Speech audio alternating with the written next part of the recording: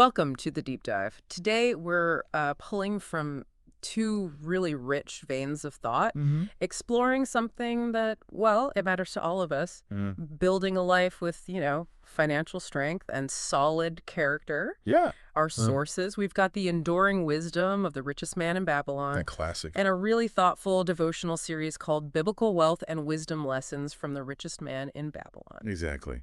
And we've been mining these texts, really digging in to uncover those core principles, the ones that link Arkad's, let's say, ancient insights on prosperity with these timeless biblical teachings. Our goal is to go beyond just, like, summarizing. We want to really explore what makes these ideas resonate so strongly across time. And offer practical takeaways, things you listening can use. Yeah, practical stuff that hopefully sparks some genuine aha moments and fits into modern life without feeling overwhelming. Because you, our listener, you're looking to grasp the heart of the matter, right? Mhm. Efficiently, effectively. Looking for those key understandings that lead to real-world change. Okay, so let's start with the cornerstone, Let's do it. discipline. Its role in managing our finances. It pops up right away in both sources. It really does. And what's immediately striking is how both traditions, they emphasize the power of consistent habits, thoughtful management, Yeah. Arkad's commitment, saving a part of his earnings, spending wisely, that whole delayed gratification thing. Uh-huh. It isn't just, old financial advice. hmm It echoes this deep understanding of, well, human nature and long-term well-being. And you see that in the Bible, too. Absolutely. Think about Joseph's story in Egypt. That preparation. Right, Joseph. Yeah, we have that passage here. Let Pharaoh look for a discerning and wise man and put him in charge.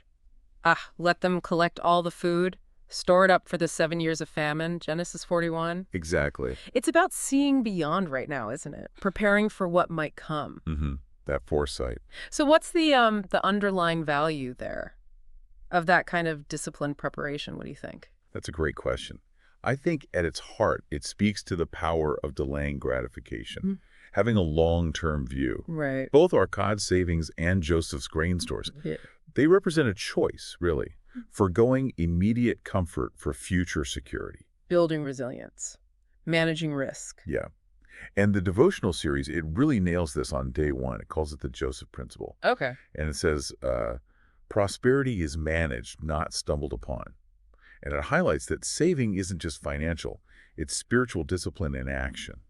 Spiritual discipline in action. Now that's a fascinating phrase. How do you interpret that link between, the practical act of saving and something spiritual? Well, I see it as like the intentional exercise of self-control Mm-hmm. and stewardship, Tutorship. Okay. recognizing that our resources aren't just, ours. Mm-hmm. Managing them wisely is a reflection of responsibility, Mm. foresight. Mm-hmm. The act of consistently setting aside a portion, even if it's small, it cultivates this mindset, this intentionality, Yeah. and it goes beyond just money. The devotional gives a very practical starting point, too. Aim to save 10% of what you earn. Just start there. Yeah, and become really aware of where your money's going. Yeah. Track your spending.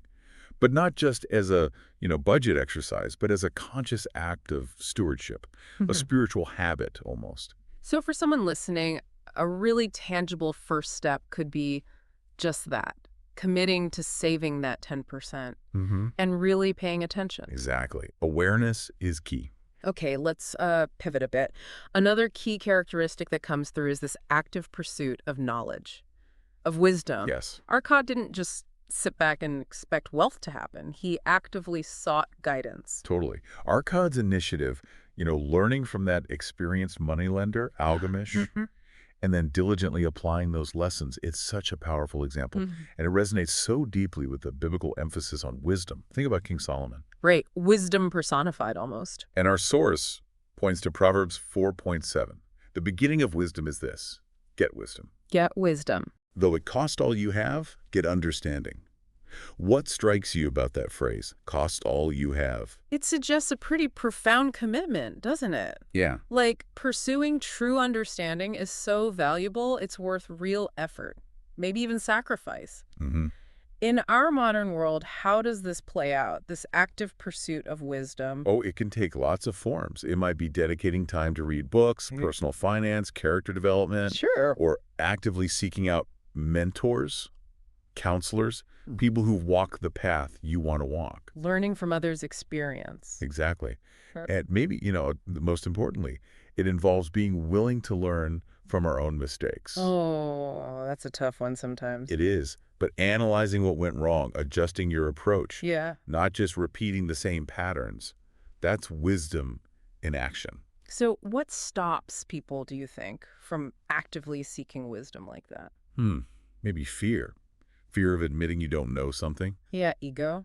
or perhaps just feeling overwhelmed. There's so much information out there. True. But it seems like both Arkad and Solomon show that humility. And being proactive, Yeah. those are key. Absolutely. Which leads us to an interesting point, generosity. Right. It might seem almost paradoxical when you're talking about building wealth. It can seem that way initially, but Arkad, once he achieved wealth, he made it a point to share his knowledge. He taught others. Exactly. He taught the principles he'd learned. And this act of giving back, it aligns beautifully with biblical principles of generosity. Like the Good Samaritan. The Good Samaritan immediately comes to mind, yes. That selfless act. And Luke 6.38 says, "Give, and it will be given to you. Uh-huh. A good measure, pressed down, shaken together, and running over will be poured into your lap." That's quite a promise.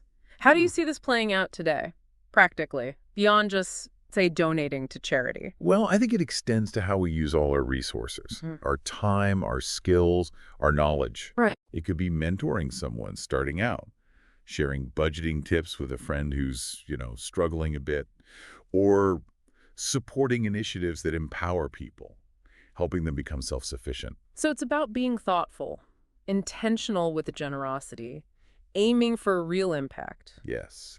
Discerning generosity, you could say.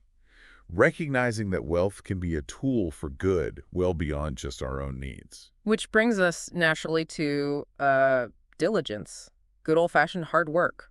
Absolutely. You see it clearly with Arkad. His wealth wasn't luck. It wasn't a quick win. No get rich quick there. Definitely not. It was built through consistent effort in his craft, in his investments, and this strong work ethic. It's a theme all through the Bible. Think about Nehemiah, that incredible task of rebuilding the wall around Jerusalem. Yeah, against opposition too. Right.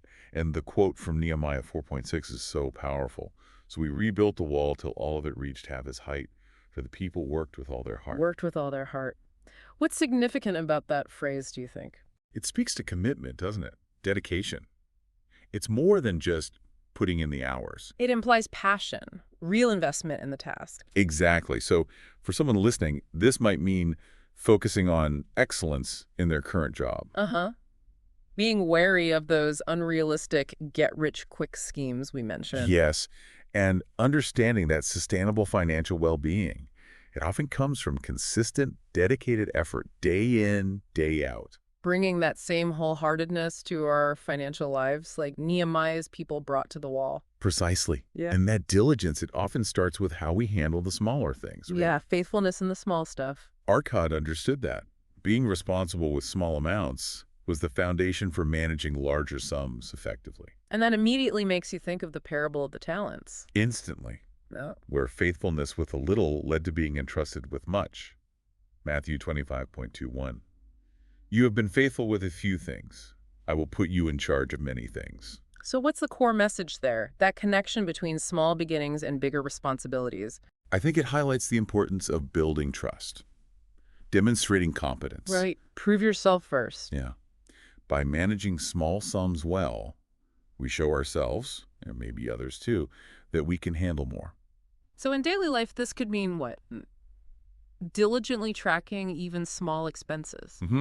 Or managing a modest side income responsibly. Consistently saving that small percentage, even when it feels insignificant. Exactly. It's about establishing those good financial habits at every level. Oh. Building that muscle memory. And building on that foundation, Arkad also had a clear vision for the future. Yes, he wasn't just thinking about today. Yeah. He was actively planning for his family's long-term security. Retirement, inheritance. Things like that. And this forward-thinking approach, it mirrors King David preparing for the temple. Even though he wouldn't build it himself. Right.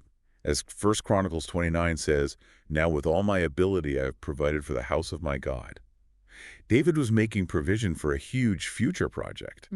even knowing he wouldn't personally see it finished. Mm. What does that tell us about having a long-term perspective? It really underscores that idea of legacy, doesn't it? Yeah. And responsible stewardship across generations, Yeah.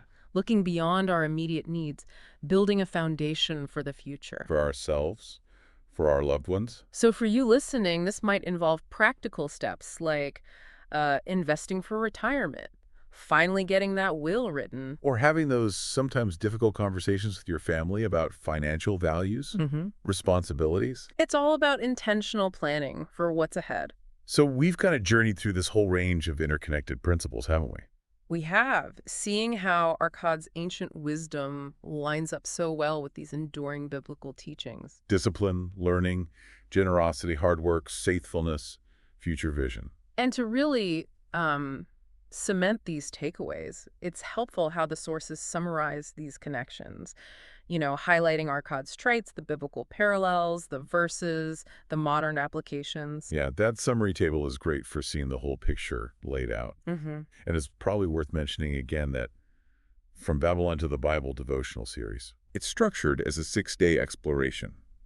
It really centers on that idea of faithful stewardship. And it's anchored by that verse, 1 Corinthians 4:2. That's the one. Moreover, it is required in stewards that one be found faithful. So if you're interested in digging deeper into these connections, day by day, it's a really valuable resource. Absolutely. So as we kind of wrap up this deep dive, it's just so clear, isn't it? These principles for building financial strength and strong character, they're not just fleeting trends. Not at all. They've stood the test of time. Hmm. Whether you see them illustrated in those engaging stories from ancient Babylon, Or through the profound teachings in the Bible. the consistency between these two sources is quite remarkable, actually. It really underscores how fundamental and enduring these truths are. Yeah. Arkad's practical guidance, biblical wisdom, together they offer this comprehensive framework, not just for getting wealthy, but for living a life with purpose, responsibility, integrity. And for you, listening right now, maybe take a moment. Just consider which of these principles really resonates with you, where you are right now. Which one feels like maybe the most natural starting point for you to actively implement, even in a small way. And maybe consider this. What significant change could you actually see, over time, Hmm.